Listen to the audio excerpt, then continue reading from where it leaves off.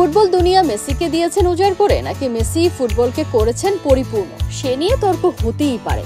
তবে তৃপ্তির ঢেকুর তুলে লিও নিজেই স্বীকার করেন এই ভুবনে নতুন করে আর তার কিছুই পাওয়ার নেই। ক্যারিয়ারের সায়ান্নে পৌঁছে যাওয়া লিও আমেরিকায় আছেন বেশ। চাপ ব্যস্ততা দূরে রেখে সারছেন রিটায়ারমেন্ট প্ল্যান। ফুটবল দুনিয়া জয় করে লিও এবার পা রাখছেন হলিউডে। সামাজিক যোগাযোগ মাধ্যমে নিজেই দিলেন সেই ঘোষণা।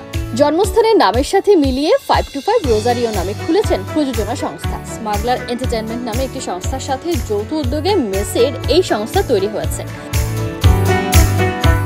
TV program, web series, cinema, বাণিজ্যিক অনুষ্ঠান, লাইভ অনুষ্ঠান এবং ক্রীড়াবিদদের জীবনে তুলে ধরার মতো বিষয়গুলো নিয়ে কাজ করবে মেসির এই সংস্থাটি। মেসির পরিবারও প্রযোজনা সংস্থার সাথে জড়িয়ে থাকবে। বিনোদন জগৎ বরাবরই আমার পছন্দের একটা জায়গা, সেটা মাঠেই হোক বা অন্য কোথাও। যে সংস্থা তৈরি করেছি তা নিয়ে আমি খুব বেশি এক্সাইটেড।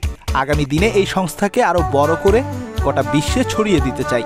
কাজ পরিচালনায় ইন্টার মায়ামিতে একটি অফিসও খুলেছেন লিওনেল মেসি। পাশাপাশি হলিউডের শহর লস অ্যাঞ্জেলেস থেকেও পরিচালিত হবে সংস্থাটির কার্যক্রম।